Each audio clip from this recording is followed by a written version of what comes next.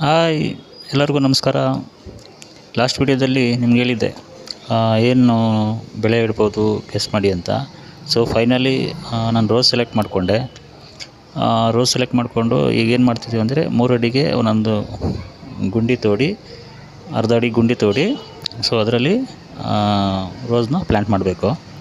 ನೋಡಿ ಈ ಥರ ಮಾಡ್ತಾಯಿದ್ದೀನಿ. 3 ಅಡಿಗೆ ಹಾಕ್ಕೊಂಡು ಮಾಡ್ತಾಯಿದ್ದೀನಿ. ಚಳಿಗೆ ಸ್ವೆಟರು ಮತ್ತು ಟವಲ್ನ ಸುತ್ತಕೊಂಡು ಕೆಲಸ ಮಾಡ್ತಾಯಿದ್ದೀನಿ. ಸೊ ತುಂಬ ಚಳಿ ಇದೆ. ಬೆಳಗ್ಗೆ ಆಗಿರೋದ್ರಿಂದ ಇನ್ನೂ ಬೆಳಕು ಅಷ್ಟೊಂದು ಆಗಿಲ್ಲ. ಸೊ ಇದ್ದೀವಿ. ಸೊ ಒಬ್ಬನೇ ಮಾಡ್ತಾ ಇರೋದು. ಚಳಿ ಕೆಲಸ ಮಾಡಬೇಕಾದ್ರೆ ಕೈಯೆಲ್ಲ ತುಂಬ ಕೋಲ್ಡ್ ಆಗಿಬಿಡುತ್ತೆ.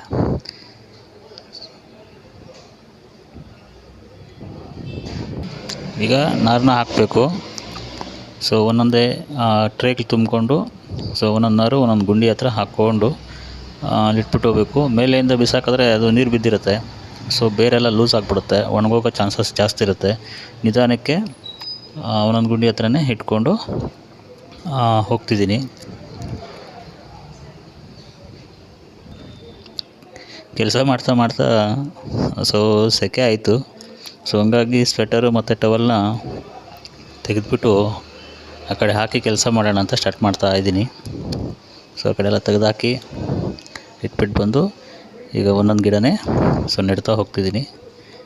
ಸೊ ನೆಡಬೇಕಾದ್ರೆ ಆ ಪಾಕೆಟ್ನ ರಿಮೂವ್ ಮಾಡಬೇಕು ನಾವು. ಸೊ ಒಂದೊಂದು ರೋಸಲ್ಲಿ ಒಂದೊಂದು ಪಾಕೆಟ್ ಅಲ್ವಾ ಕವರು, ಆ ಕವರ್ನ ತೆಗೆದು ಸೊ ಅರ್ಧ ಅಡಿ ಗುಂಡಿ ಒಳಗಡೆ ಇಟ್ಕೊಂಡು ನಿಧಾನವಾಗಿ ಆ ಮಣ್ಣನ್ನು ಪ್ರೆಸ್ ಮಾಡಬೇಕು. ತೇವ ಇದ್ದರೆ ಚೆನ್ನಾಗಿ ಇದಾಗುತ್ತೆ. ತೇವ ಇಲ್ಲ ಅಂತಂದರೆ ಗಿಡ ಒಣಗೋಗ್ಬಿಡುತ್ತೆ, ಇಲ್ಲಾಂದರೆ ಹೆವಿ ನೀರು ಬಿಡಬೇಕಾಗತ್ತೆ. ಸೊ ಪ್ರೆಸ್ ಮಾಡಲಿಕ್ಕೆ ತೇವ ಇದ್ದರೆ ಚೆನ್ನಾಗಿರುತ್ತೆ. ಸೊ ಒಂದೊಂದು ಗಿಡನೇ ಕವರ್ ಕಿತ್ತು ಉಣ್ಬೇಕು. ಬೇಗ ಮಾಡೋಕ್ಕಾಗಲ್ಲ, ಸ್ಲೋ ಆಗುತ್ತೆ. ಬಟ್ ಗಿಡ ಸೇಫ್ಟಿಯಾಗಿ ನಾಟಿ ಮಾಡಬೇಕು, ಇಲ್ಲಾಂದರೆ ಒಣಗೋಗೋ ಚಾನ್ಸಸ್ ಇರುತ್ತೆ. ಈ ಥರ ಕವರ್ ಕಿತ್ತು ಪಕ್ಕದಲ್ಲಿ ಬಂದಿರೋಂಥ ಬ್ರ್ಯಾಂಚಸ್ ಇರುತ್ತೆ. ಸೊ ಅದ್ರಲ್ಲಿ ಹೂವು ಬರೋಲ್ಲ. ಸೊ ಆ ಹೂವು ಅಂತೀನಿ. ಸೊ ಬ್ರ್ಯಾಂಚಸ್ನ ರಿಮೂವ್ ಮಾಡಿ ಸೊ ನಾವು ಭೂಮಿ ಒಳಗಡೆ ನೆಡಬೇಕು. ನೋಡಿ ಈ ಥರ ಮಣ್ಣು ಹಾಕ್ಬಿಟ್ಟು ನಿಧಾನಕ್ಕೆ ಪ್ರೆಸ್ ಮಾಡಬೇಕು. ಪ್ರೆಸ್ ಮಾಡಿದ್ರೆ ಏನಾಗುತ್ತೆ ಅಂತಂದರೆ ಸೊ ಬೇರು ಗಟ್ಟಿಯಾಗಿರುತ್ತೆ, ಬೇಗ ಬೇರು ಬಿಟ್ಕೊಳ್ಳೋಕ್ಕೆ ಅನುಕೂಲ ಆಗುತ್ತೆ.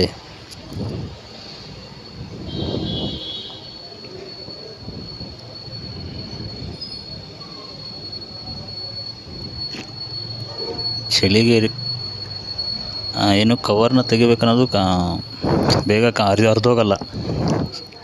ನಿಧಾನಕ್ಕೆ ಹರಿಬೇಕು. ಜೋರಾಗಿ ಹರಿದ್ರೆ ಕಡ್ಡಿ ಇರೋಂಥ ಬೇರ್ಸ್ ಎಲ್ಲ ಏನಾಗುತ್ತೆ, ಲೂಸ್ ಆಗಿಬಿಡುತ್ತೆ. ನಿಧಾನಕ್ಕೆ ಕವರ್ನ ರಿಮೂವ್ ಮಾಡಿ ಗುಣಿ ಒಳಗಡೆ ಹಾಕಿ ಇದು ಮಾಡಬೇಕು. ಬೇಗ ಮಾಡೋಕ್ಕಾಗಲ್ಲ, ನಿಧಾನಕ್ಕಾದ್ರೂ ಮುಗಿಸ್ಕೋಬೋದು ಕೆಲಸ, ಏನಂತ ಕಷ್ಟ ಏನಿಲ್ಲ. ಸೊ ಮಾರ್ನಿಂಗ್ ಟೈಮ್ ಮಾಡಿದ್ರೆ ಸೊ ಒಳ್ಳೆಯದು. ಮಧ್ಯಾಹ್ನದ ಟೈಮಲ್ಲಿ ಮಾಡೋಕ್ಕೆ ಹೋದರೆ ಬಿಸಿಲಲ್ಲಿ ಅವು ಗಿಡಗಳೆಲ್ಲ ಬಾಡ್ಕೊಂಡ್ಬಿಡ್ತವೆ. ಸೊ ಹಂಗಾಗಿ ಅರ್ಲಿ ಮಾರ್ನಿಂಗೇ ಬೆಸ್ಟ್. ನಾಟಿ ಮಾಡಿದ್ದಾಯಿತು, ಲಾಸ್ಟ್ ಎಂಡು. ಸೊ ಕೆಲಸ ಮುಗೀತು. ಇವತ್ತಿನ ವೀಡಿಯೋ ಇಷ್ಟಿರುತ್ತೆ.